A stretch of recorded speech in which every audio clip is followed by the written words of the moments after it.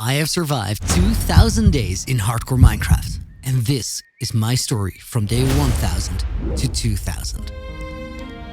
Back when we hit that 1000 day milestone, I had a little fireworks show at my starter house while I looked at everything we had done.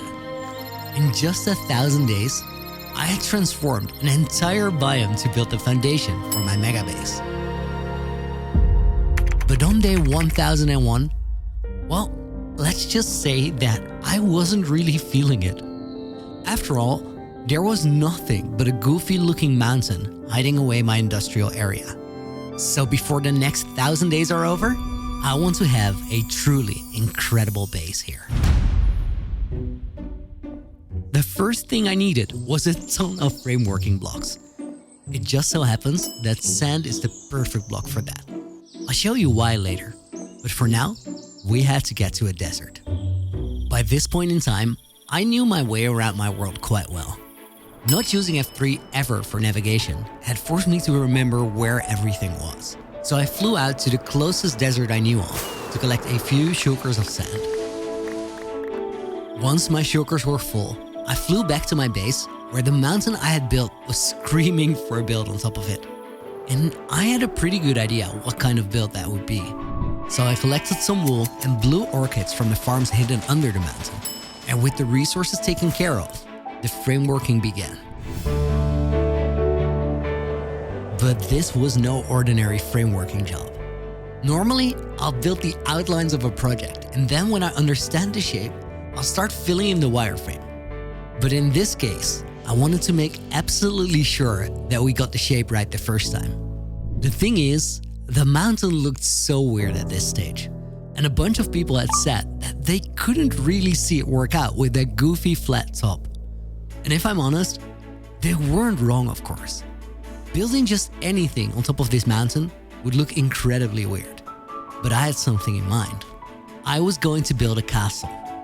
But not just any castle. A castle that would make this mountain feel like it had always been here.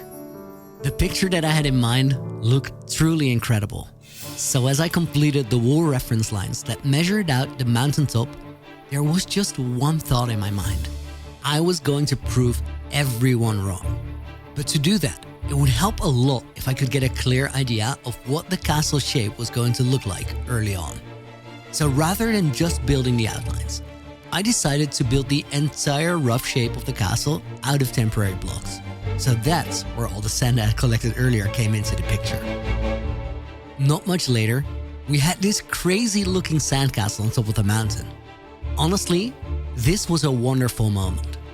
Not because of what I was looking at, but because the sand frame allowed me to look into the future and see what the mountain could look like with a proper base on top.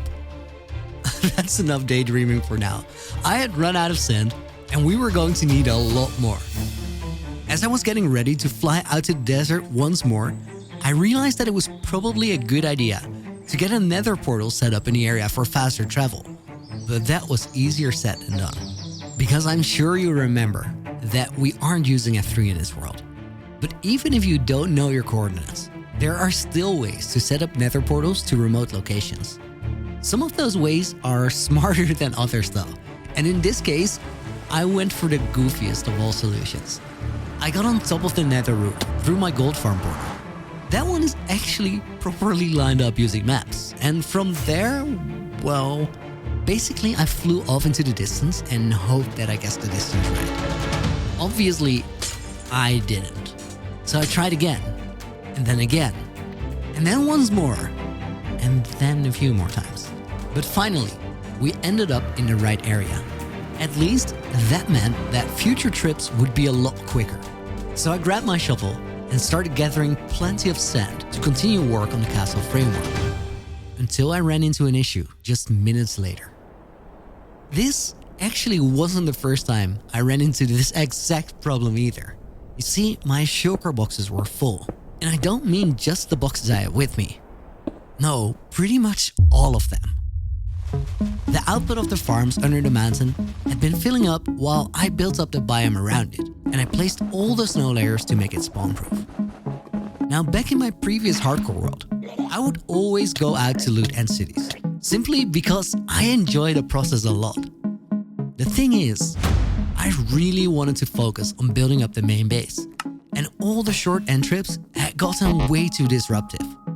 Luckily, the logical solution was right in front of my eyes. If you keep running out of sugar boxes, you probably need to build a sugar farm. But if I was going to change my mind on one of the very few farms I'd said I probably wouldn't ever build, well, then we were going to do it on my own terms. So even though you can build these farms in the end just fine, I decided the only right place for the farm would be under the main base with all the other farms. That just presented the small issue of having to bring a shulker from the end to the overworld. Now, if you've seen the 1000 Days movie, you know that we got locked in the end by a glitch that almost cost me my world. Well, this adventure was about to get even scarier. But before I could head to the end to get a shulker, there was one other thing that needed to be taken care of first. You see, bringing a shulker to the overworld was only about half the journey.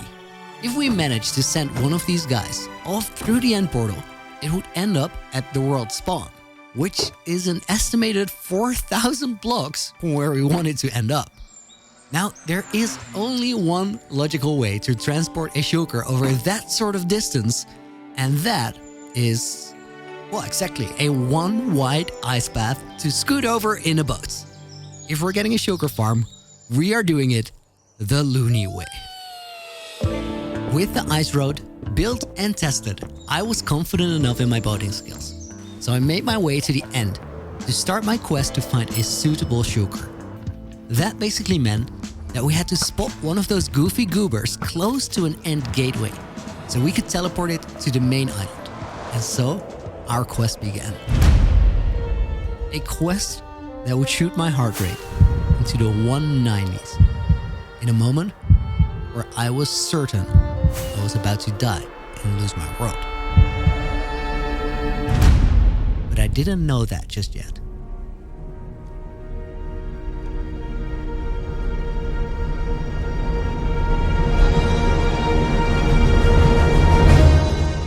I felt like everything was under control when I made my way through the end portal in a moment that, in hindsight, would invoke a crazy sense of deja vu. Once I got to the end, I made my way into the outer end regions and started looking for the right spot. Both end cities and gateways are sort of rare, so finding both of them close together can be a tricky thing to do. It took a little while to find a place that looked right, but eventually I came across this end ship that had a gateway not too far from it. So once I found this place, I secured the shulker in a boat, and under loud protests from my stream chat, I started building another single wide ice road. But this time, it was over the void. I felt like nothing could go wrong here. The end ships are well above the void, so even if I did steer the boat off the side, I had plenty of time to get out and open up my elytra. So everyone in chat could protest all they wanted. We were on a loony mission, and I was about to do things my way.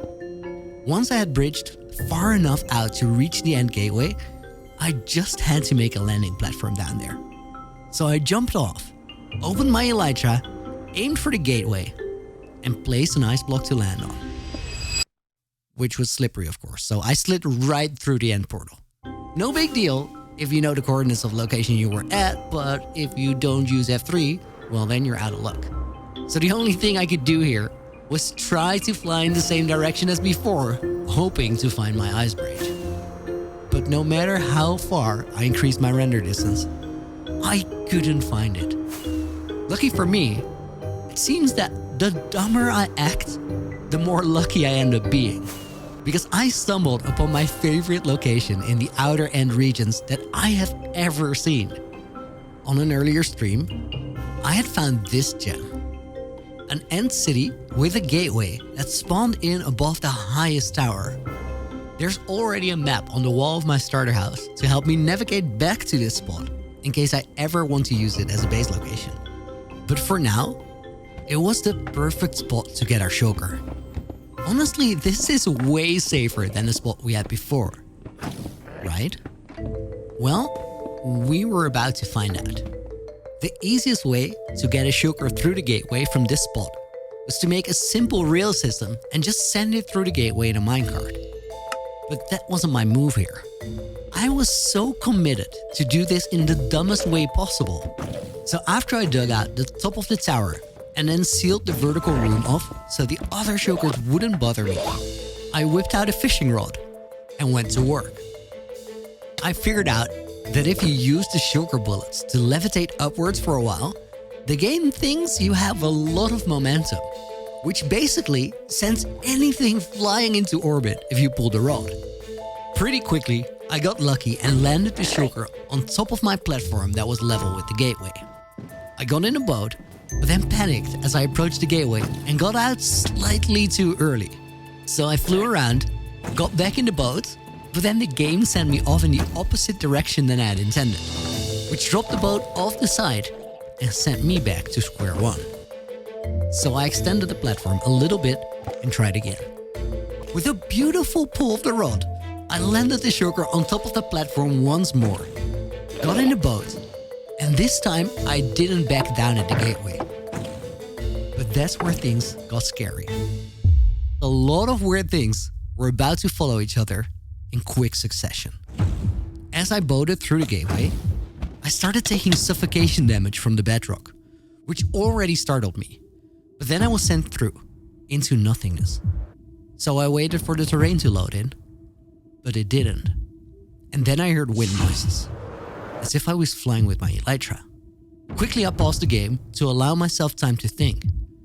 I couldn't see anything, but the sound implied something was wrong. I was moving. I decided to wait for the terrain to load, but somehow it just wouldn't. So I decided to unpause. Nothing except for flying sounds. Then I remembered something. If you pause the game, using F3 plus escape, the game freezes, but you can still see your world rather than the pause menu. But since the game is rendering in this state, it will also load in chunks.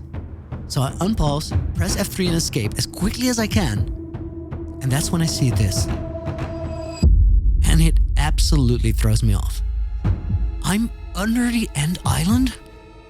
How can I be under the island?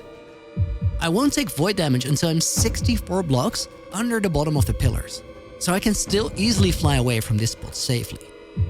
So I unpause, and I try to open up my elytra when I see the most scuffed animation I have ever seen in this game. I'm definitely falling. And I tried to open up my elytra 3 times right there, but it wouldn't. And that's when I saw it. Right above my hotbar, it said press left shift to dismount. I was falling in a boat and the game was glitched out. At this moment, I realize what I have to do to save it, but I'm almost out of time to pull it off. I have to unpause the game, press shift to get out of the boat, immediately open up my elytra and spam rockets to fly upwards before I'm in the void long enough to take 3 damage ticks. So I take a deep breath, get ready, and unpause. As I pressed shift to get out of the boat, the game caught up and figured out where everything was. Oh my god. That's the most scuffed Minecraft moment I have ever seen. In this moment, I was so sure I was about to die to a glitched out game. But here I was. For the second time, I had escaped a glitched end. And for the second time, I had made peace with the fact that I was about to lose the world because the game glitched out on me. So sketched out by everything that had just happened, I had flown out of the end as quickly as I could. But as my heart rate came back down, I remembered that we still had to go back to get that shulker. So before heading out, I quickly got some splash potions of healing to make sure we could bring it back to full health, since it had taken some damage from shooting itself. After all that, I really didn't want to risk this guy killing himself accidentally. When the potions were done, I was ready and I flew back to the end to finish what we had started. It took a fair bit of struggling with the boat, floating up, pulling the fishing rod and then rinsing and repeating. But eventually, we managed to get the shulker to the dragon's nest, where he refused to teleport because somehow the boat prevented it. Hoping for the best, I grabbed my bow to break the boat. And sort of unexpectedly, that did the trick. Or at least, I guess it did, since he definitely teleported out of here. So I made my way out of the end and flew towards my world spawn, hoping to find the little guy there. And sure enough, on the middle of the platform we had set up, exactly where I expected him, there he was. That meant there was just one tricky obstacle left. Because remember how I said that was only half of the adventure? Well, we had a little bit of boating to do. So I got on the ice road, zoomed my camera in for maximum stability, and I started boating. My chat had about 0% confidence in my plan. And I will admit, it looked super dumb. But as morning turned to afternoon, then to evening, and eventually to night, I slowly but surely made my way over 4,000 blocks of ice as I brought a shulker all the way to my main base. Right at the end, I still fell off because I was freaking out about phantoms. I haven't slept in this world after all. Just to be sure, I got some more healing potions, but apparently shulkers don't like rain. So as I approached him, he teleported away right in front of my eyes. So I flew into the mountain industrial area to check. And sure enough, I had successfully brought a shulker from the end to my industrial area 4,000 blocks away from spawn. And it had only taken one death scare. Holy strip verge. What an adventure that was. But we did it. The hard part was over. Now I just had to build the farm before we could get back on track. But before I did anything else, I had to clean up. So I got rid of the ice blocks we had used to transport the shulker, and only then I flew back under the mountain to start construction on the farm. The design for this farm is so cool, I'll tell you how it works. First of all, you need to make sure there are 17 air blocks all around it, or you'll end up with a huge mess. That's not foreshadowing at all, don't worry about it. See, I tower up here. That is definitely the right move. Now the farm relies on a simple yet sort of crazy mechanic. When shulkers get hit, they have a chance to duplicate. That's where these snowmen come in. They don't actually damage the shulker, but by throwing snowballs, they still make it mad enough to split and teleport. When that happens, the new shulker tries to decide where to go. It looks for a full block to attach to. It has an air block or transparent block in front of it. And that's the trickery of this farm. When checking for air blocks, it sees scaffolding from its current orientation. That is a little complicated, but bear with me. Right now, the shulker is right side up, so it's looking upwards into the farm. That means that every block it looks at right now looks like a valid spot. But then it teleports to the slab above the scaffolding, and once it gets there, it is now upside down, which makes the top of the scaffolding look like a full block. Players can stand on it after all. And that's true for all of the scaffolding in the entire farm now. Because of that, the shulker has to teleport again. And with how this thing is designed, there are just a couple places left to go. And they are all right here, where the shulkers get picked up by minecarts and dumped into a single block space. As soon as 20 shulkers gather there, they will start dying to anti-cramming right away. Big shout out to IanXO4 for figuring this stuff out, and ending credits for designing the farm. This whole thing is honestly crazy to me. But let's get back to my hardcore adventure. With the preparations out of the way, it was time to grab my fishing rod again and hoist the shulker up into the farm. After all the practice in the end, I was now an absolute master at this.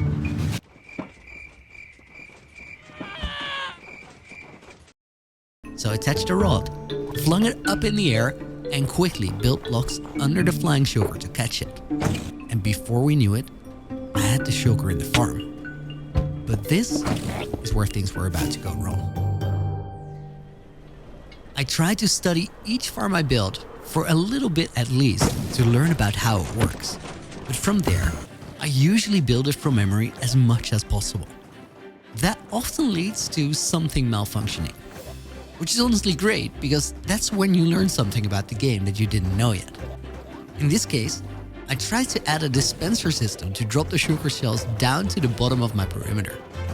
But while doing so, I created valid teleportation spots for the shulkers, effectively breaking the killing mechanism of the farm and making things really messy, really quickly.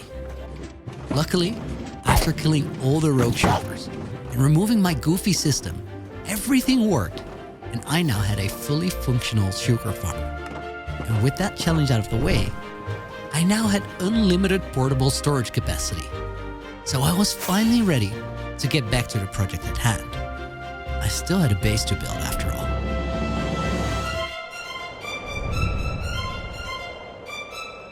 But before we could really start building, there were a lot more resources that I still needed to gather. Once I had everything collected, I could start construction on the next part. So far, I had made a framework out of sand and wool, but it was now time to replace those temporary walls with a more permanent structure.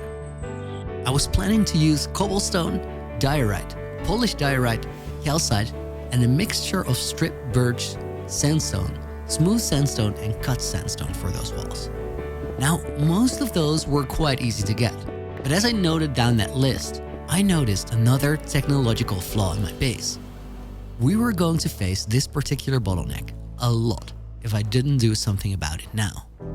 You see, smooth sandstone is made by putting regular sandstone in a furnace. Now we could do that manually, but the whole point of this project is to have one base where all our farms are located together in one place.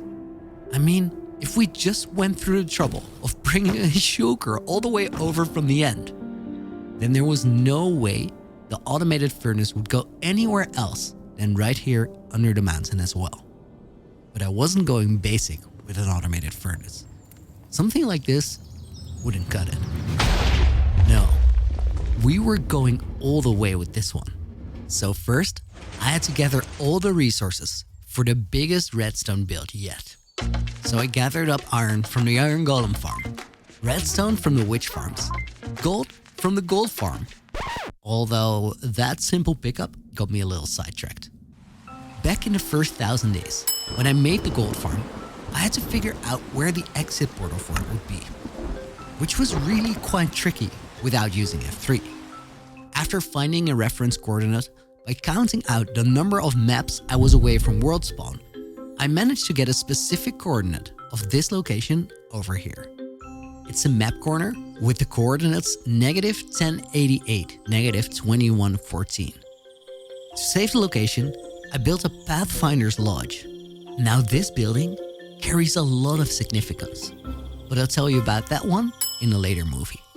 For now, all you need to know is that I used the same trick with maps in the Nether and then calculated where the overworld portal needed to be for both of them to link up. But I had been a little lazy with it by just putting the exit portal above ground. As the mountain project around it had started taking shape, that portal became a real eyesore. So before collecting up the gold, I quickly moved it underground, so this farm was properly hidden away as well. And then I collected the little bit of gold we needed for the powered rails. Now, I try not to AFK in the world at all, since it's a waste of your game days, but here I stood on top of the gold farm for a few minutes anyway, to get the resources needed to continue building. With the resources out of the way, it was time to start putting together the core of the super smelter. This is a design by Tango Tech, or at least it used to be, because like before, I ruined it by building it from memory. Still, I would absolutely encourage you to do the same. Make an effort to figure out how farms work and then rebuild them rather than following along block by block. I promise you, you will learn so much about this game. And most of the time, it's okay to make mistakes because you don't need ultimate efficiency to get enough output. Realistically, you really don't need 2 million items per hour from any of your farms if it is just you in your single player world. In the end, I'm sure there were a couple mistakes left in this smelter. But after some troubleshooting, I got the modules set up in a way where they will work. Now, I just needed some fuel. And that's where things got a little tricky. I decided to go with bamboo for fuel. And the easiest way to set up the bamboo farms was to build them above the center module. But there was a problem with it. You see, this is a big space under the mountain, but I would like to keep it that way. Even though this area is hidden away, I intend to decorate it when the time comes. So even my industrial area ends up looking good.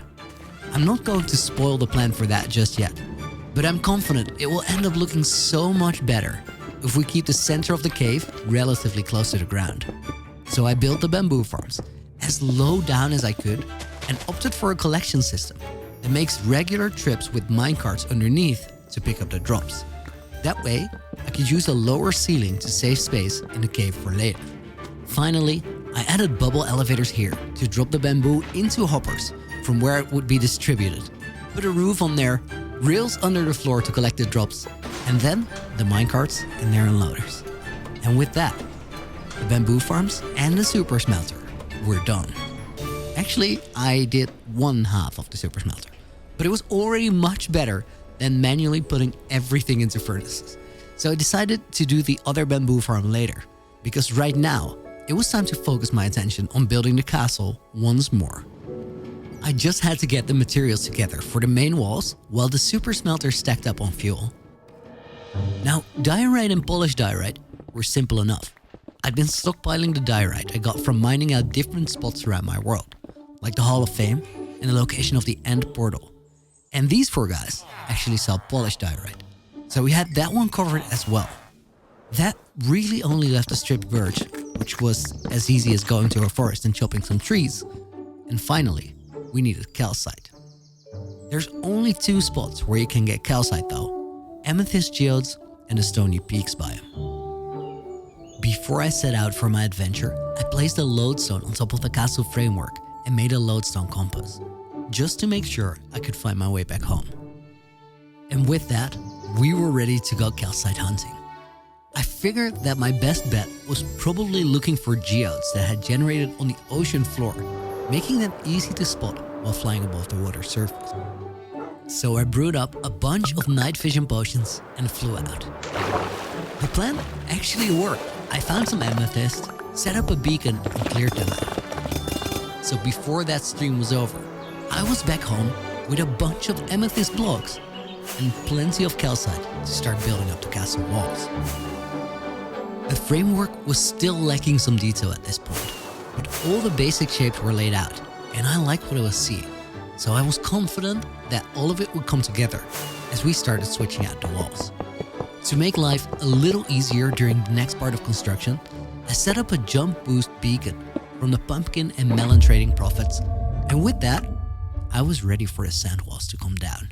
And that choice for sand as a temporary block? Well, that was about to pay off. You see, if sand falls on anything else than a full block, it will break, so you can remove an entire wall in a matter of seconds.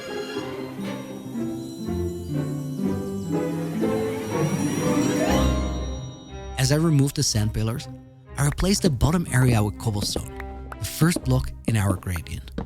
But then I realized we were about to run into an issue, just in time. Unless I put a block on top of the sand walls that wasn't affected by gravity, I would lose the shape of the walls. So assisted by the jump boost, I did a quick lap over the top of the castle walls with wool blocks. Soon enough, the walls were starting to take shape. From the cobblestone, I transitioned to diorite, then polished diorite, and large amounts of calcite towards the top. Once we had the first wall up and I flew outwards away from the mountain, I just knew the gradient was going to work. So one wall section at a time, I made my way around the castle frame, replacing the sand with permanent walls, until we had made enough progress to tear down the final wall in spectacular fashion.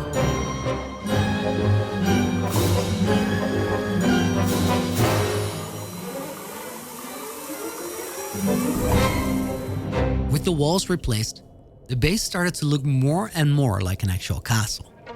But we were missing something really important.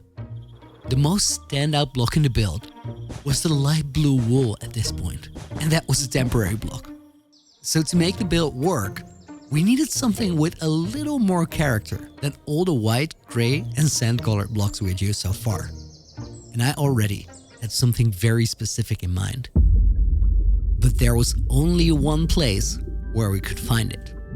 And going there would send my stream chat into a frenzy.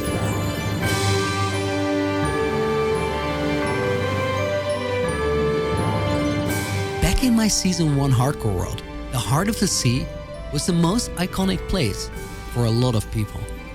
It was my main base and the first big project. A place where we kept coming back to, and that kept evolving as time went by.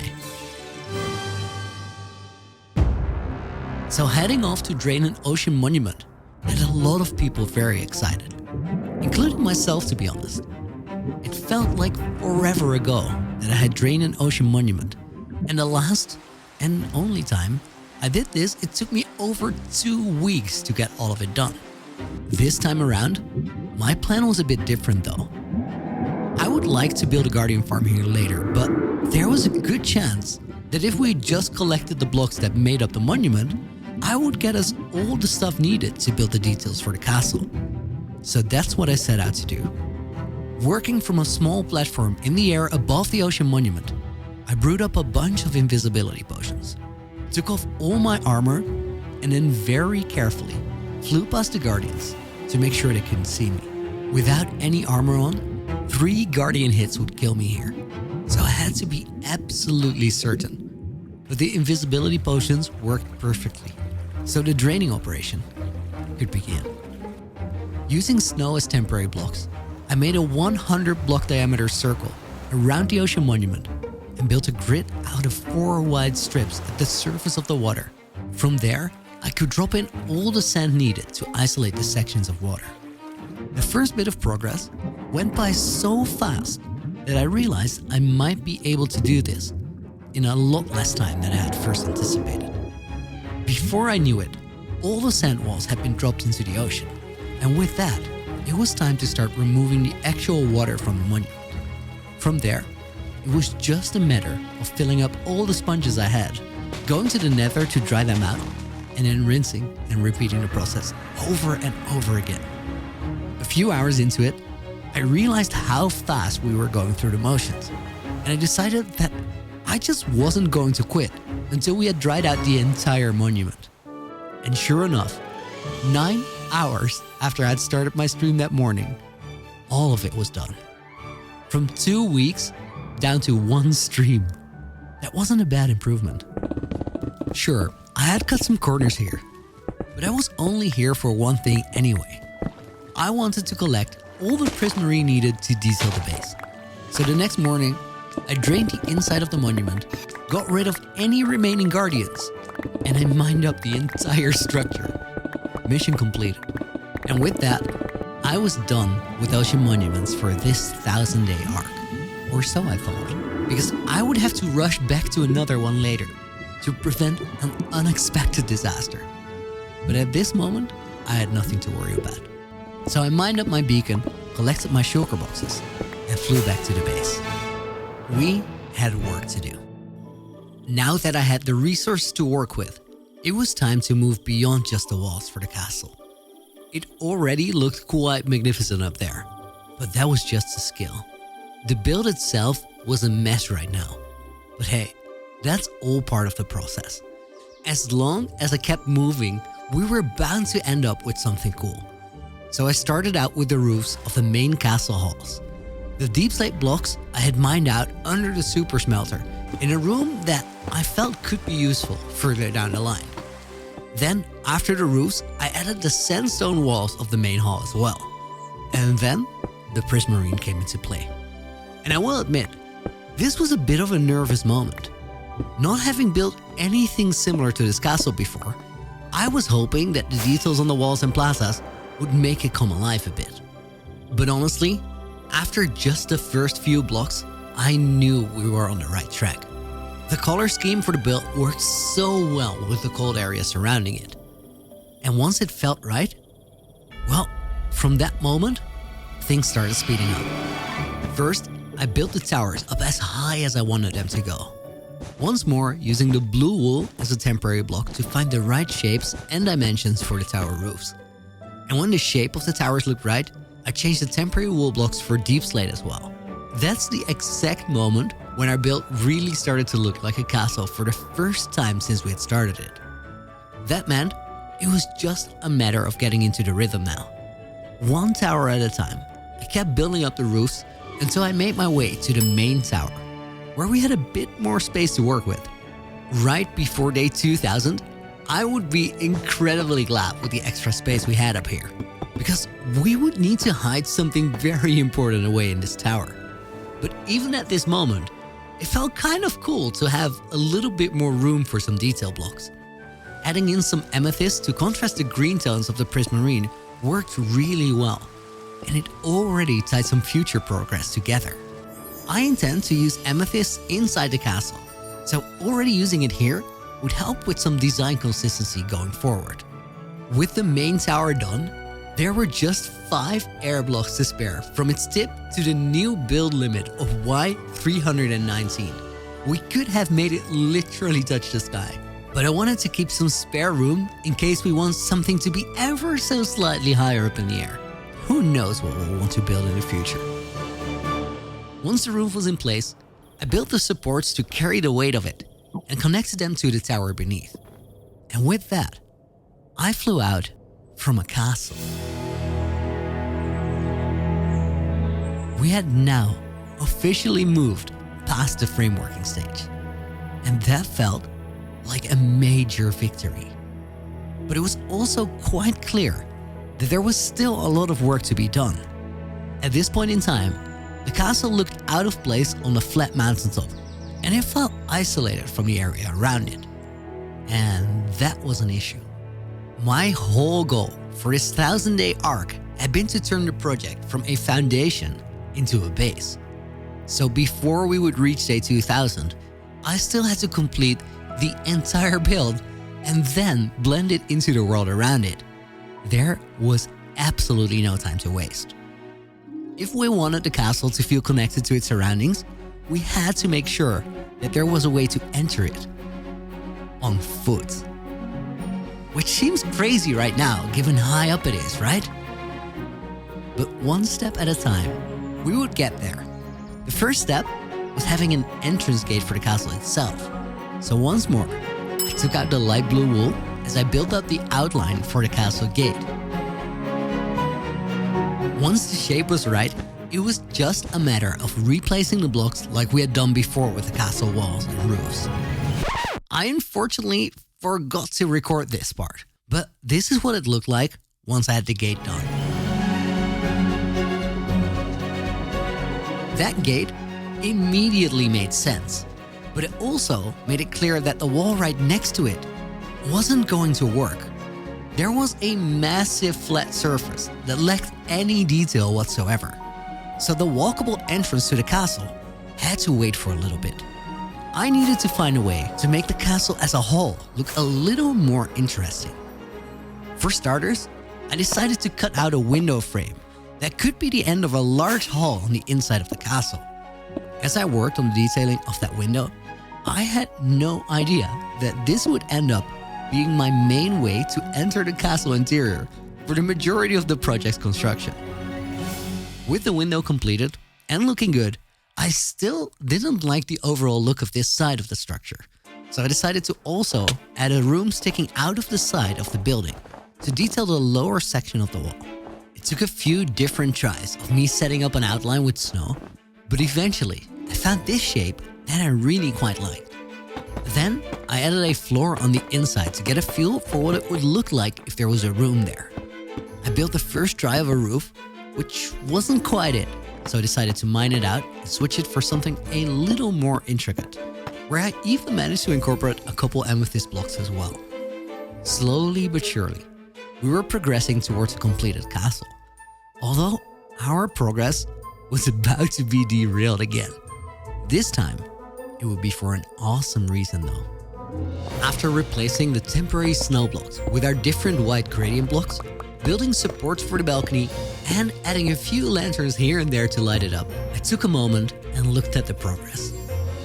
This was really coming along quite well. So I decided it was time to tackle the next problem area of the build. There was one elevated plaza that needed something special going on up there for it to make sense in the build as a whole. And I had a really cool idea for it, but I was missing some essential resources to get it done. First off, I had to find a biome in my world that I hadn't been able to locate yet. There's almost always one of these nearby though. Luckily, I know my world quite well by now. Not using coordinates has forced me to remember where everything is, and although I hadn't seen this biome yet, I knew an area not too far away where there was a pretty big chance of finding it. So armed with all the resources needed to set up a flower farm, I flew off in search of the place we needed to find, a flower forest. And sure enough, in the direction I had hoped we would find one, there was a village located on a beautiful hillside with a flower forest in a valley between mountains on either side. As I found the right spot and set up the flower farm to collect alliums for magenta dye, it really stood out to me how pretty this location was. And I even talked about keeping the place in mind as a potential build location for further down the road. At this point in time, I didn't know yet that this spot was in a really crazy area. There were more cool things to be found around here.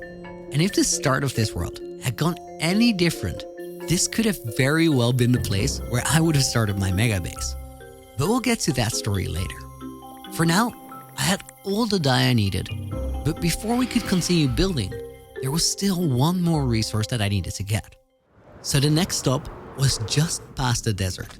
I flew out over the nether roof to my portal I had set up while we were collecting sand, and then I flew all the way to the ocean, where we had found a coral reef a little while ago.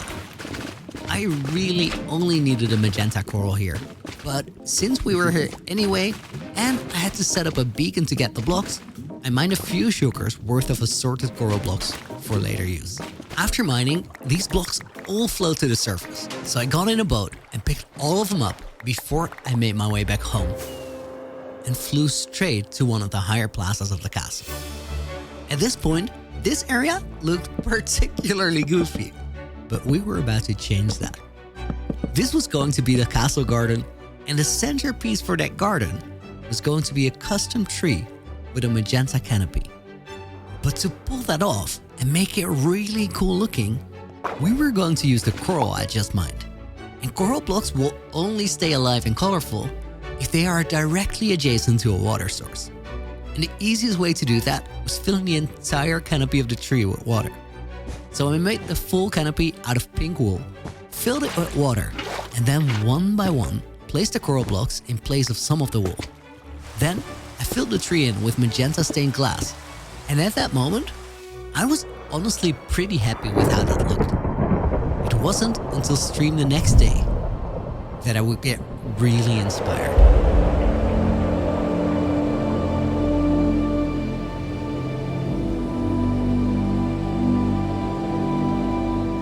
As I started my stream that day, I realized that the tree was a good start. But by itself, I just wasn't really feeling it. So I decided to do something that I hadn't planned on doing just yet.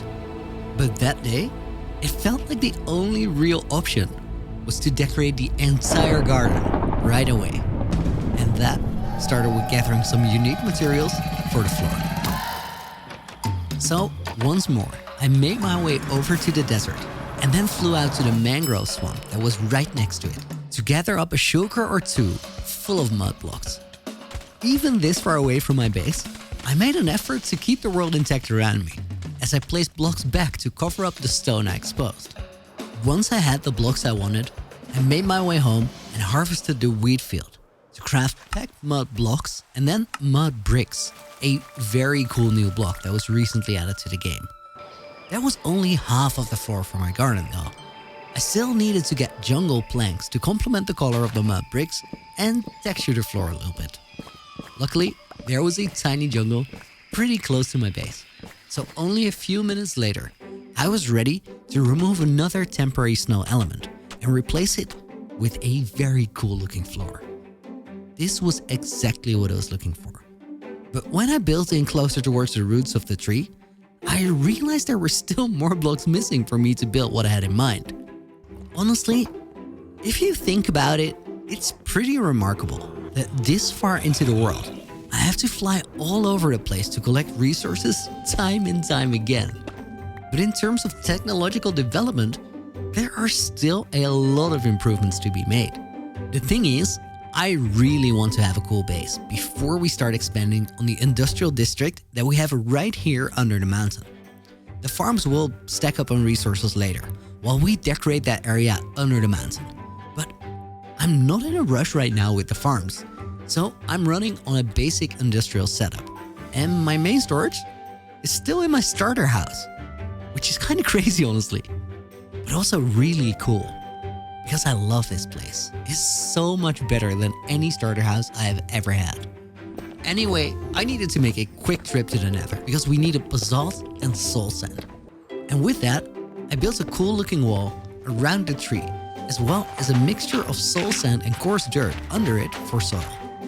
And this moment right here, this moment is where everything clicked all of a sudden.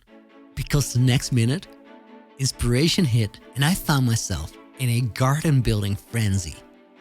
I upgraded the tree with magenta glass panes and end rods before I decided to expand the garden into the castle itself to create more rooms for lots of plants, flowers, and crazy details. To accommodate for it, I made a balcony with a detailed support on the side of the castle and constructed a spiraling staircase down. Then I flew out to a nearby lush cave to gather even more materials before I made wooden shelves with flower pots, grabbed fences, chains, leaves, and all sorts of tiny little details to decorate the garden. And by the end of that stream, as I looked around at what had happened in this whirlwind of detailing, my entire perspective on the project had shifted. This was really one of those moments where I fell in love with Minecraft all over again. All it took for me was changing my pace from building on a really large scale to building on a rather small scale with way more eye for detail. After this stream, I could suddenly see what the entire base would become. All the nuances, all the different things that I still needed to learn to create what I wanted to create. It wasn't even so much about a visual image. More than anything, it's about a feeling. If we could take this garden and its magical level of detail and apply it to everything I was building here, then we could make something truly special. And once that realization set in, I knew exactly what I had to do. So we flew away from the garden, away from the castle even, but not all that far, because I landed in between the crop fields at the border of the snowy swamp right next to the storage tower.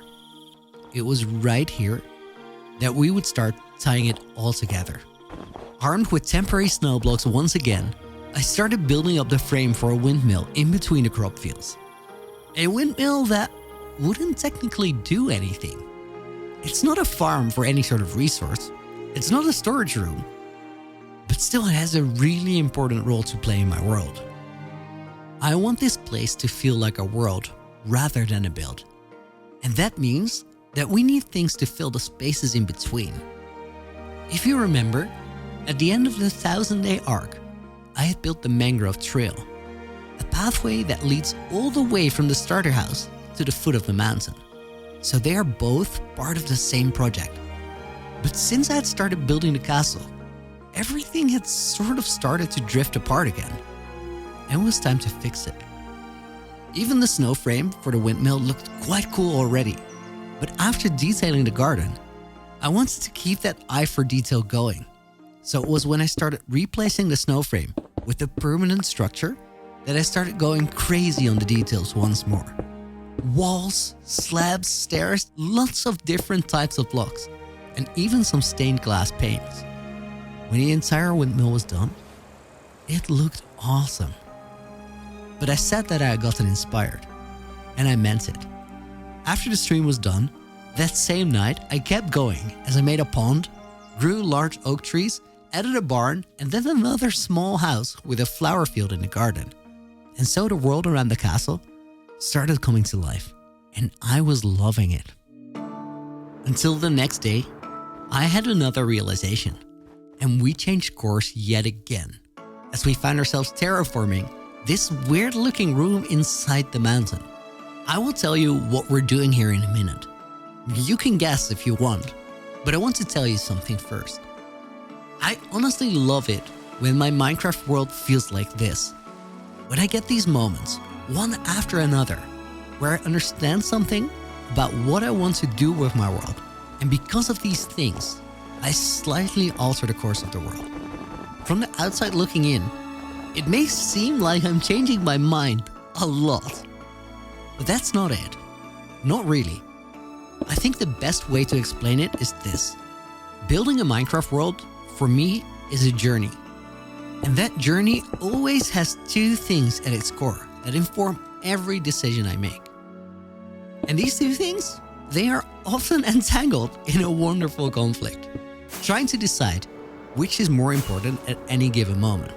On the one hand, I'm continuously figuring out what I want my world to feel like. And there are so many moments during the streams or in between when I'm preparing for them. I come across a piece of the puzzle that lets me understand the answer to that question just a little bit better. Building a garden was a great example of that, because it made me zoom out and see the bigger picture. But then there's a second main thing I think about all the time, and that is, how do I share this journey with you? It's that consideration that made me change course right here, because I want to present you with a finished castle base before the first 2,000 days are up. A base that looks good and feels completed if you fly around it or walk over here all the way from the starter house. Getting to that point in time is really important to me. And that meant it was time to lock in and get the pathway done first, because there were a few big parts of the project that still needed to be done. Parts which I haven't even told you about yet. And that meant the clock was ticking. And this ice cave I had just built, well, this was a good step in the right direction. But with time ticking away, I was about to mess up in a major way. In between streams, I was finishing up the inside of the castle garden, even though the pathway had become my new #1 priority. I didn't want to leave this small project unfinished either.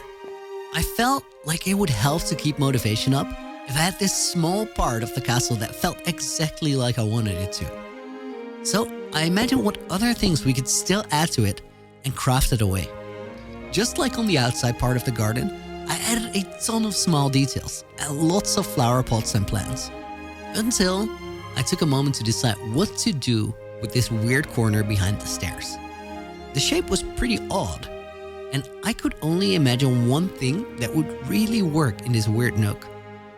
What if I built an extra little tank and an aquarium in there? Excited, I got to work, filled it with water, and then decorated with sea pickles and some of the coral blocks I had collected earlier. And that's when I messed up.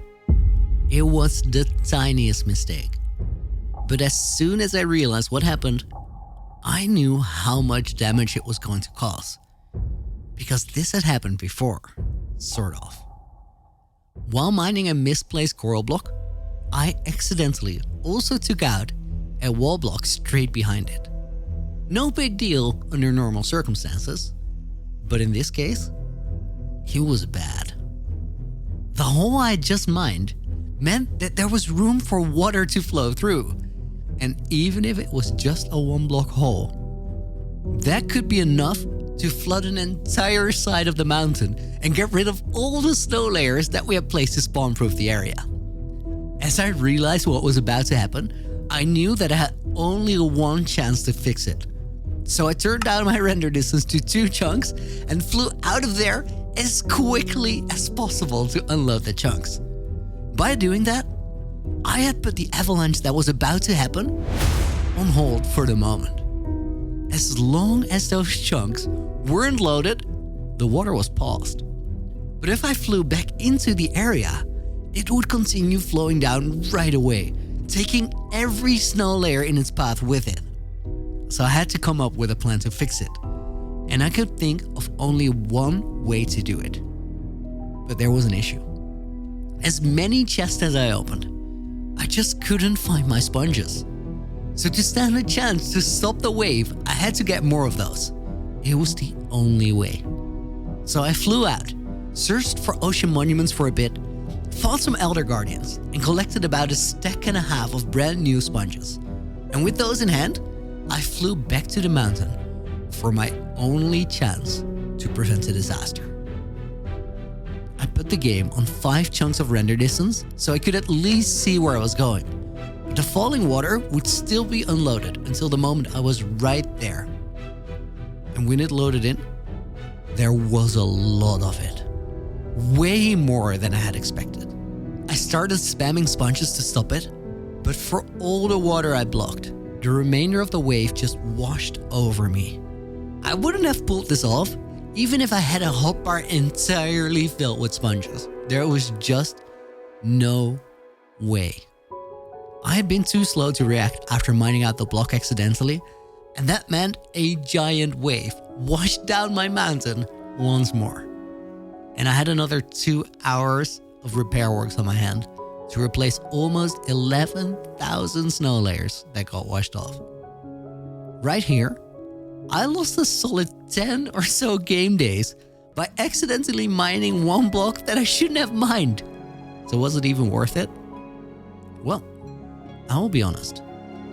This could have easily been prevented with a little safety border around the castle to prevent accidental floods. So yeah, it was pretty dumb. But if the question is whether the aquarium in the castle were worth it, well, I'd answer that with a resounding yes, because the garden ended up looking incredible. And I was very excited to keep grinding out the progress until everything all around the base looks like this. So with that energy, we started on the next part of the project. I had already laid out a temporary wool line to figure out the routing of the path from the bottom of the castle all the way to the top. So from here, we just had to decorate all the sections in a way that made sense. And the next section was probably the most challenging out of all of them. On the garden side of the castle, where the path came out of the ice cave that we had built before, I came up with the idea to make a tower on this funky pillar I built off of the side. Then, after leading the path through the structure, we could spiral it down around the pillar to bring it down quite a lot over a relatively short section. And then, from the bottom of this part, we could go around the mountain back to the other side where I had planned for the main gatehouse to be located. Once the snow outline for the tower on this side was built up, I immediately started filling in the build. Everything went fairly smooth, and it was honestly quite fun to be forced to build on a smaller scale than with the main castle structure. Smaller builds are a lot harder if you ask me, but if they work, it is super satisfying to build them. I really like the miniature towers I came up with, but then I ran into a missing material. Stream Chat and myself agreed that oxidized copper would be a really cool material to work with for the roof.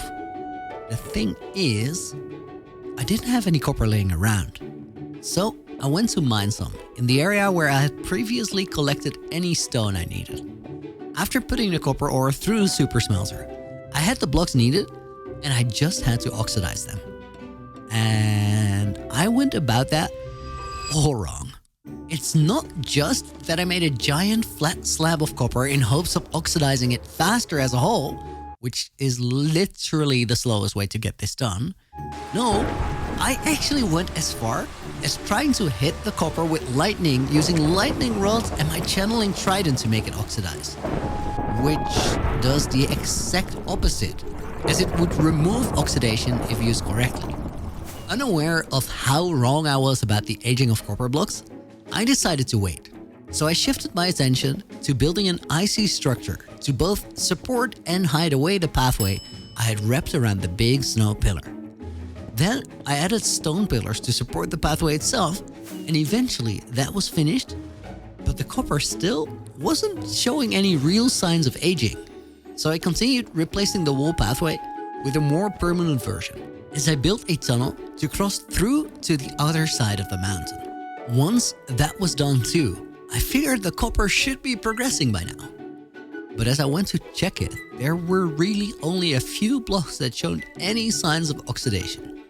I thought it was goofy that it took so long, but even so, I still didn't consider the option that I had no idea how this actually worked. So I decided that we just had to wait a little while longer, and I flew to the other side of the mountain to work on the next part of the build.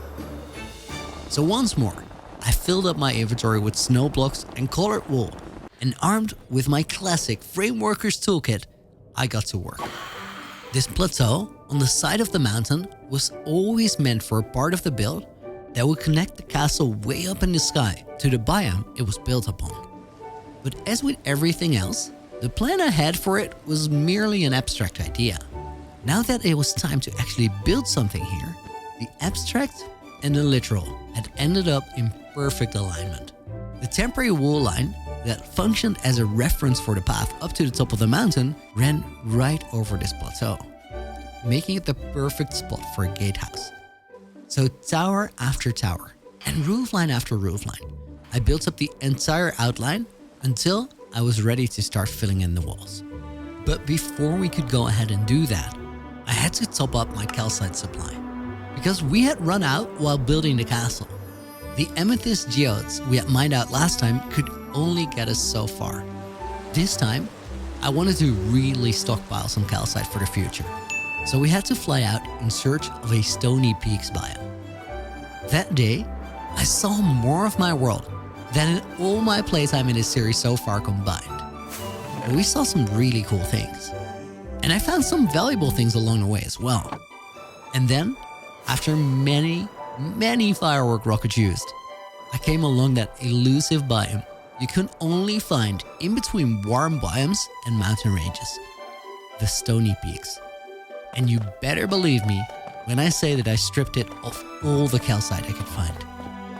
On the way back, I came across a mangrove swamp where I decided to gather some mud as well, since I would be needing more mud bricks in the future.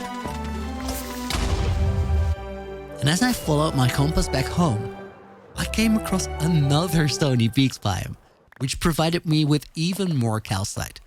And then, while following my compass, I spotted a place I had seen before. I knew these badlands. They are right next to the desert where I come to collect my sand. So from there, we could take a shortcut over the nether roof. And with that, we were absolutely ready to turn the framework for the gatehouse into a full-blown build. And I did exactly that.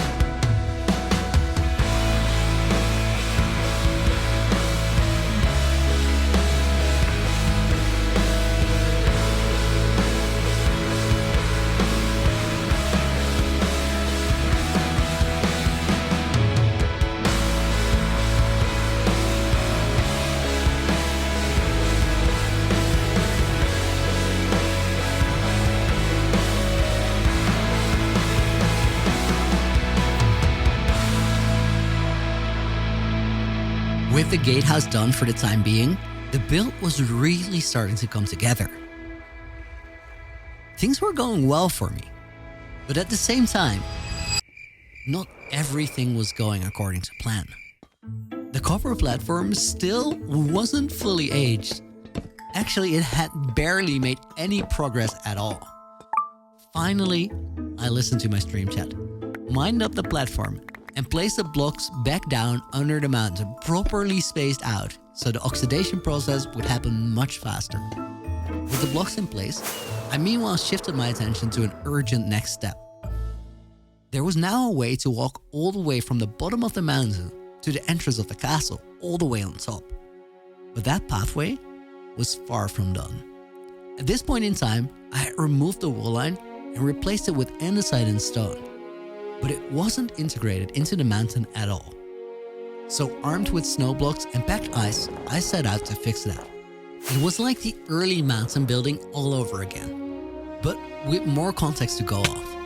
I placed my blocks with purpose, and even with just a small section of the pathway done, we could already see how well this was going to work.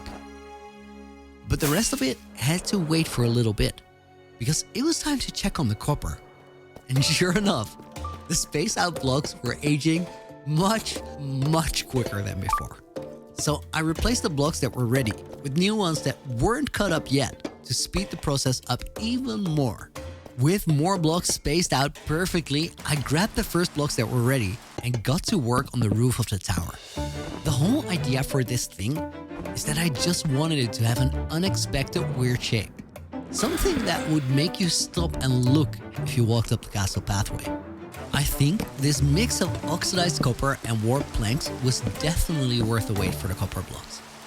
As I added more and more details to the build, it did a great job of making this side of the mountain interesting. But while the details here looked really cool, they also forced my eyes to a part of the main castle that was really lacking something. The time had finally come to bring up the detail level of the castle exterior. So I shifted my attention to the outside of the main castle halls as I cut up the massive sandstone facades and then added windows, balconies, walkways and all sorts of crazy details that made the build immediately come alive. The thing was, we were now getting to that stage of the build where every next detail I added exposed an area that was still barely out of the frameworking stage. So after the sandstone part of the castle, I added a stone floor between the outer wall and the halls, then details on the towers, more details on the sandstone walls, and then, as I flew around, I realized the castle exterior was actually approaching completion for the time being. But it was still standing on a perfectly flat mountaintop. Luckily, all I needed to blend it in was more snow blocks around the sides. To make sure I didn't leave any spawnable spaces, I turned on my custom texture pack while placing snow layers for spawn proofing all around the castle. Things were really starting to come together now. So I calculated what game day I was on to figure out how much time we had left at this point. Day 1730.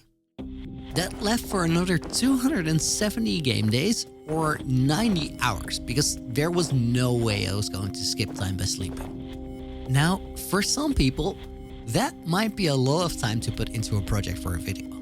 But when I hear that I have 90 hours left, that's when I start freaking out about running out of time. We still had to do 2 major projects before I was ready for a 2,000 day celebration. But if you live stream your world a lot like I do, plans never go according to your timeline. If I was feeling the pressure right now, Stream Chat would find priorities for me that just sneaked right in line. So while I was wrapping my head around how we were going to build a village, a forest, and get the craziest Minecraft fireworks show wired up that you have ever seen, well, chat convinced me to remove this totally out of place mountain from my world that was right next to the snow farm. Yeah, this really couldn't wait. And then, when that was done, to top it off, we had a Christmas tree to build. Although, that build was 100% worth the time spent on it, I'll give you that. And it was a great way to end the year and start a little Christmas break. But when the new year started, I only had about 80 hours of playtime left before 2,000 days. And we had a lot to do. So I decided to put it all out there and go full loony. First things first, I had some partially finished farms that needed to get fixed before we could start our final push to the finish line. Although the farms inside of this framework that was going to be an ice pillar later were already producing plenty of resources, this was far from ideal. You see, the output chests for these farms are all over the place, which means they are really hard to get to. If I want this industrial area to work properly, we need easy access to all the resources that are generated, without having to crawl through the inner mechanisms to get to an output chest. That meant that it was time to make one item sorter in a combined storage room. And I really wanted to get at least one of these done before 2,000 days, so you can get an idea of what we're going to do with the full base. Right now, the outside of the build is almost done, but I want this place to feel seamless. Everything has to look just right, even here, deep underground. And this system that shoots the items over the hoppers on the side will help us sort the output of all these farms out in one place. So we just have to make this one storage room look nice rather than everything along the entire inside of the pillar. The actual decoration had to wait though, because there were 2 more farms that had been left unfinished. I still had to finish up the chorus fruit farm by adding a wheat farm on top of it and then sealing off the structure for the time being. This whole thing was going to be challenging to hide away, but since we were going to need to cover something big anyway, I decided to make another large pillar of farms here, just like the ice pillar on the other side of the space. So right on top of the wheat farm, I added an automated basalt generator. Getting this block from the nether is an absolute pain, considering the biome where it comes from. So having it here will save us a ton of time. Finally, I added another central storage system on top of these newly built up farms. And with that, I just had to finish the other side of the super smelter before we were done with farms altogether for this 1000-day arc. And I can tell you now, this is just the start of what we're going to do with the industrial area. After the 2000 days fireworks are done, I'm going to step it up down here. But for now, it was time to tie up another loose end. Somehow, it felt like the closer we got to day 2000, the more unfinished projects needed my urgent attention. But now that we had a working basalt generator, I finally had access to a block that I had wanted to use for a while. And it didn't seem fitting to leave this particular project waiting until day 2000 either. A while ago, I had decorated the Hall of Fame, but like many other things, I had designed it for Complementary shader. Now, most of the time, that doesn't mean that things look bad once you turn the shader off. But with the initial wall design for the Hall of Fame, I had unfortunately made something that was very yucky in vanilla Minecraft. So I had mined it out, and the time had come for me to replace it with a better design that didn't fall apart as soon as I switched to the vanilla look. After making a basalt pattern on the wall and then filling it in with warped hi-fi, the walls looked way better than I had done before.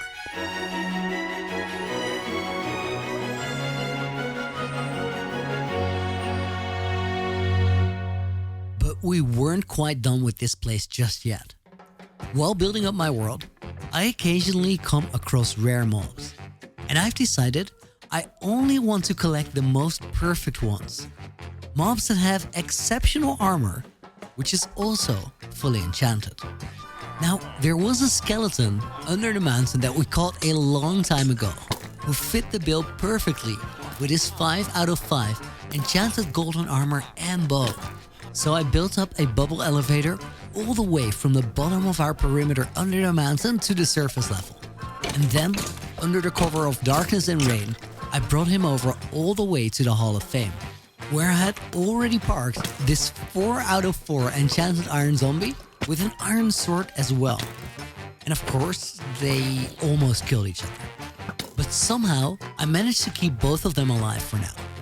I'll be back here later to build nice display rooms for them.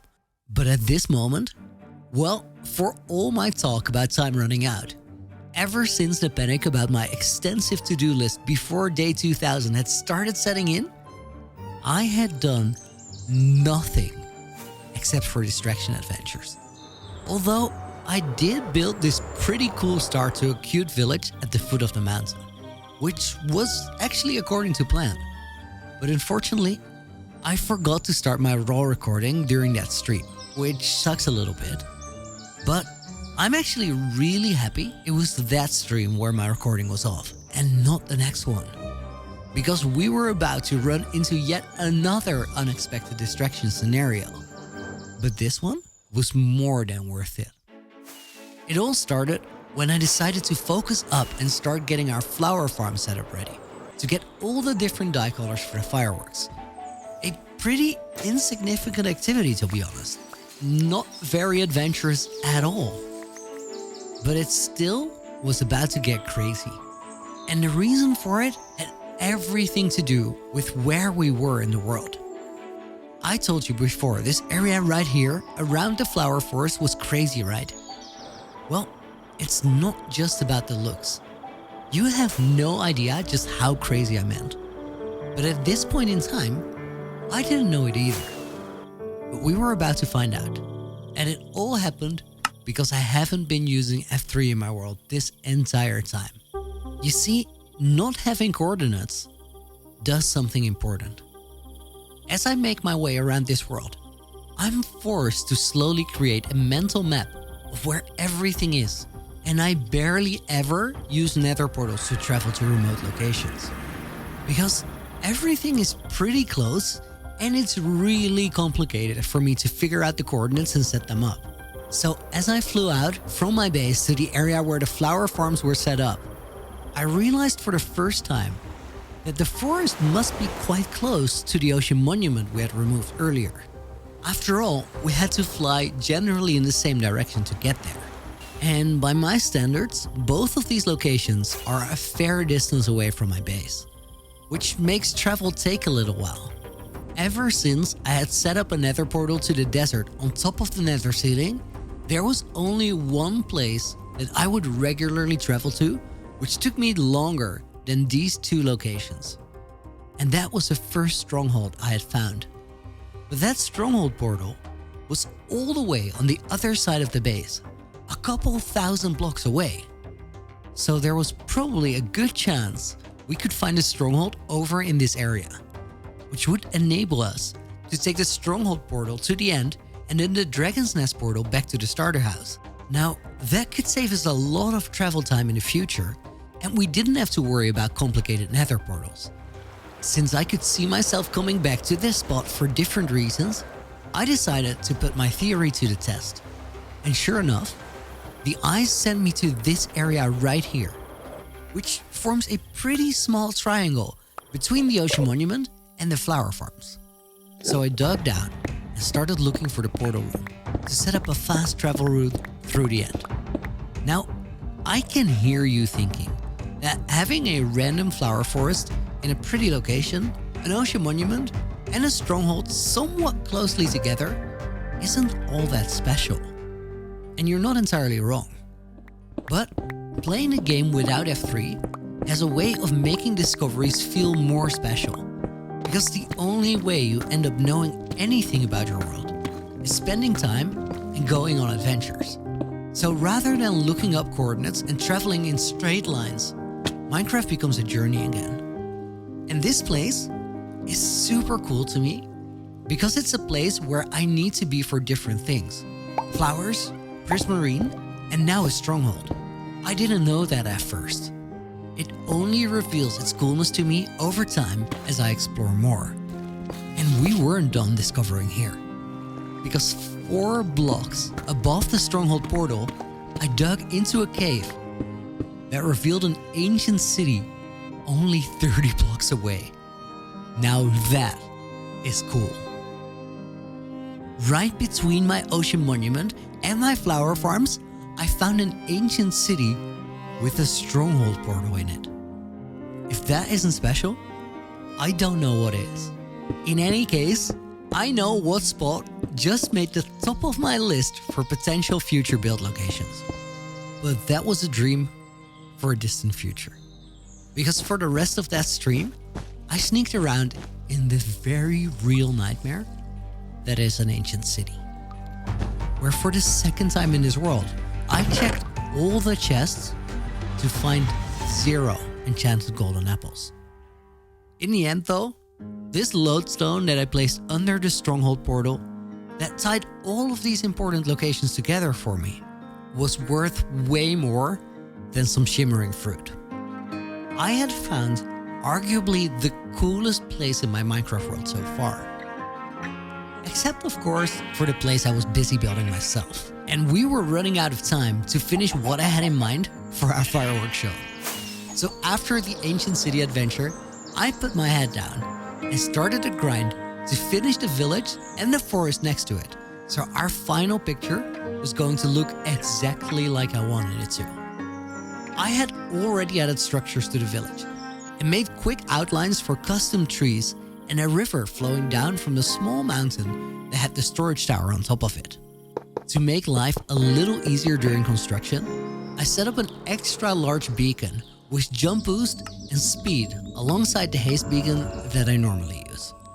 And then, my trusty diamond shovel and I started carving out a small river that would run through the forest. Once that was done, I added 2 custom dark oak trees, which I would just plant the rest of the forest around. Custom trees have a way of making your world feel really special, but they also take a lot of time to build. So I try to use saplings and bone meal to save time, which I can then invest into different parts of my projects. Honestly, if you're working on this scale, you have to find a certain middle ground. For me, that's mostly about trying to identify the things I can do that make a big difference to the overall feel of a project. So I can be a bit more time efficient with the parts that don't matter as much. As the canopy for the first big dark oak tree started to take shape, it already hit a significant part of the hill that leads up to the old storage tower. If you remember, we used this tower while I was first digging out the hole for the perimeter that is now hidden under the mountain.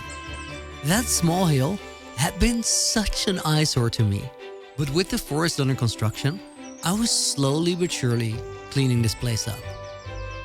That night, after stream, I finished what I had started and planted an entire dark oak forest on the hillside. We'll further extend the village on the other side of that forest later, but for now, the exterior of our build was done. All of it. We were now inside the last 100 days of this 1,000-day arc. And if my calculations were right, we were going to need all of the remaining 33 hours to get the fireworks figured out. Yes, you heard me right. We were about to spend 33 hours on getting a fireworks show ready. Now, why that much time? Well, because it was going to be absolutely worth it. Fireworks have to be the most underused thing in all of Minecraft Survival, because I've never seen a fireworks show taken even close to its potential. I do believe there are reasons why this feature is so underused though. Fireworks are complicated and they use an insane amount of resources.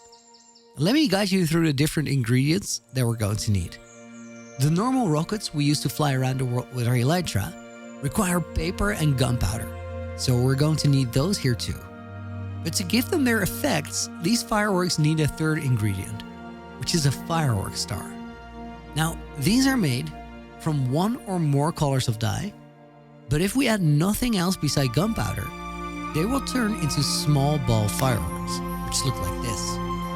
Now, we can alter their shape by adding golden nuggets, feathers, fire charges, or mob heads to the fire stars. But we can also give them extra effects by throwing glowstone dust or diamonds into the mix.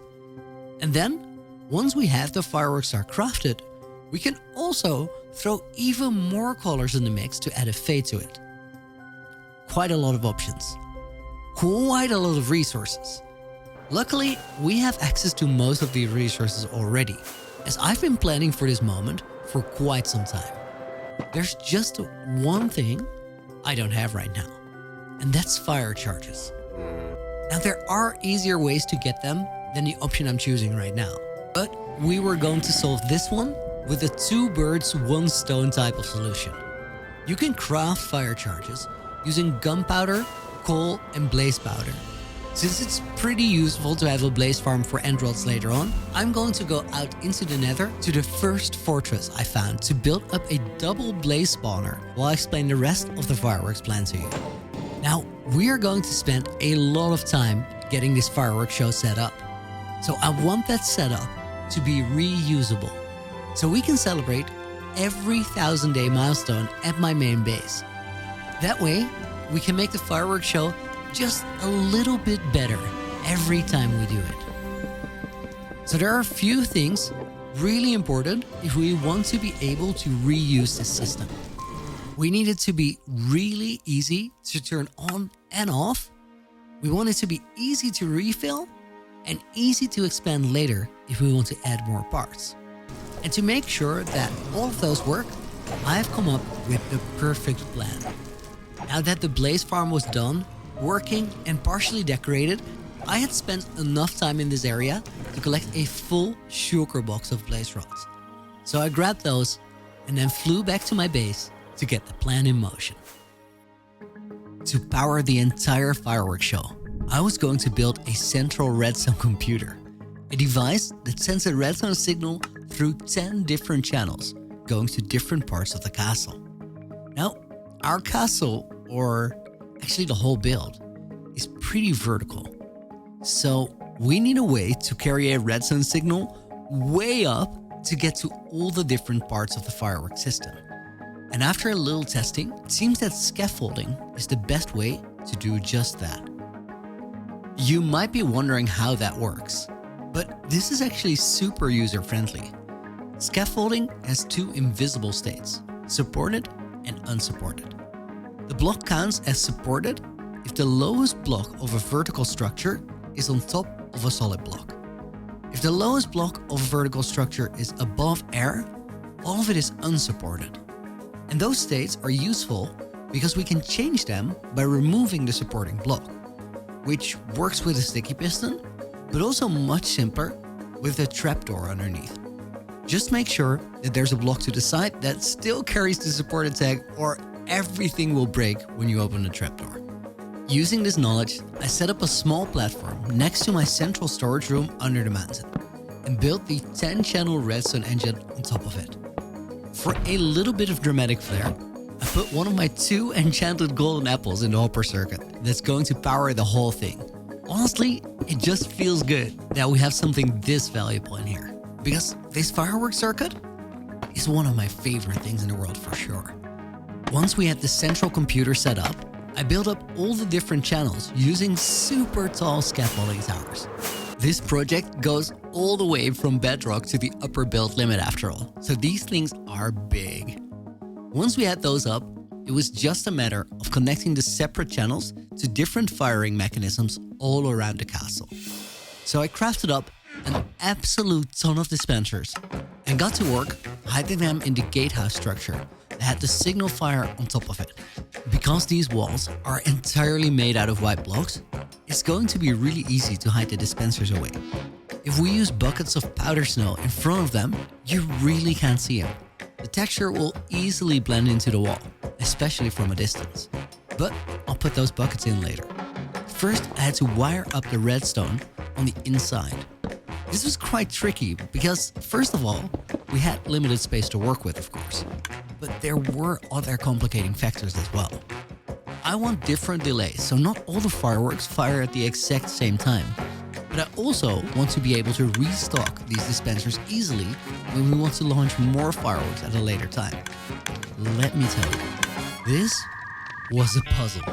But eventually, I figured out how to restock all the dispensers from all these barrels at the top of the gatehouse structure. Now, the way this entire part is connected to the central computer is kind of interesting. I've set up a separate delay system between this part of the fireworks show and the central computer. I'll explain how it works exactly, because it will help you think about your own fireworks show if you want to build them. What this system does is every time it gets a pulse from the central computer, it counts. And then every time it counts to 4, it will power the whole circuit. Once that happens, it goes through all of these different delays and it gives the output 4 times. So every 4th time, it fires 4 times. Basically what that does is this section won't fire all the time, but every time it does, it will go all out. Or at least that was the theory, because before we activated it, we really didn't know. So at the end of my stream that day, when everything was in place and ready to go, I filled the system with some basic fireworks and tested it. Even this small section looked super exciting. Just imagine what the full thing is going to be like if we can set up parts like these all over the castle and then stock them up with quality fireworks that have a little bit more color than this. So with the clock ticking down on us, I set up dispensers literally everywhere, keeping 3 important rules in mind. They needed to be hidden, easy to refill, and I had to be able to get the redstone lines to all the different parts completely hidden. Because if we had redstone visible all over the place, it would definitely ruin the effect. As part of my effort to hide all the firework parts, I made a quick trip to a nearby mountain and got all the powder snow buckets that I would need to hide the dispensers in the castle walls. And from there, it was a matter of grinding out all the different castle parts. I started with a circuit in the castle gate, which was pretty simple. But that was honestly the last simple part that we got to do. From that point forward, my newly acquired redstone skills would be put to the test. Setting up all of this wiring was super finicky, but I enjoyed every minute of it. One of my favorite parts must have been the main castle tower. Remember how I said we would need the space in here earlier in the movie? Well, I hadn't really designed the tower with this complicated fireworks contraption in mind, but we were about to use all the space available to us. However, before we could even set up a single dispenser in the tower, I needed to figure out a way to get a redstone signal to the top, and I really wanted it to be hidden. So a scaffolding tower through this area where the lodestone was would ruin the build, and we were not going to do that. Even looking back at it now while editing, I absolutely love the solution I came up with. This tower has these cool decorated pillars in the corners supporting the roof. So I set it up in a way where every time this tower receives a redstone pulse from the central computer, it pushes one of those pillars up and back down. That movement gets picked up by an observer in the tower, and that sets off the rest of the circuit in here. So there is no redstone line going up through the visible part. The tower itself is the redstone line. I love that. And with that out of the way, I filled the main tower with no less than 13 dispensers, which we can access through a hidden piston door in the top of the tower. And that concept for the main tower ended up being the blueprint for all of them. One tower after another, I filled in all of these redstone circuits. And then the last 15 days, I set up a day counter on screen using MiniHUD, because we were going to knock out the remaining 15 days in a single stream. During that stream, I built a few more dispenser setups in parts of the castle that we hadn't covered just yet. Then, we finished all our hidden redstone circuit, crafted up dyes and fireworks, hid away the remaining dispensers, took a diamond beacon worth of diamond blocks out of my walls in the Hall of Fame, and used those to craft fireworks. And then, using all the hidden piston doors in the top of the towers, I got to the different supply rooms, filled up all the dispensers with fireworks. And we cut it really close. But on the night of day 1999, we set off a celebration that blew everything I had done in my first hardcore world out of the water. Before I show you what this looks like, I would love to look back at this clip from when we celebrated 2,000 days in my first world. That was an incredible moment, but it had nothing on this.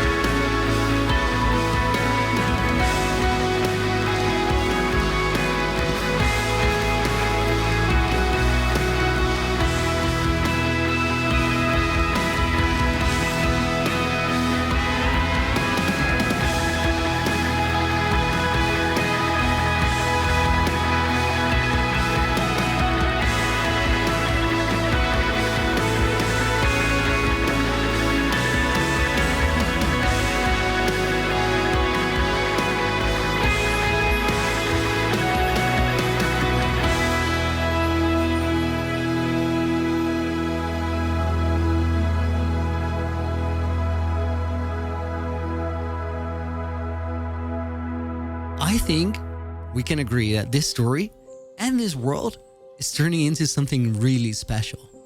But I can confidently tell you that we're just getting started. Editing these movies takes a while, so by now I'm already halfway to 3,000 days. If you want to join me on this adventure, please leave a like on the video and subscribe to the channel.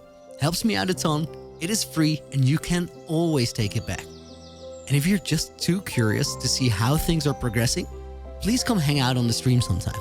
It's super awesome to be able to share the construction of all of this with you guys being right there to see it happen. Honestly, these first 2,000 days in this new world were amazing. I hope you enjoyed the movie, and I'll see you on the next one. Looney, out.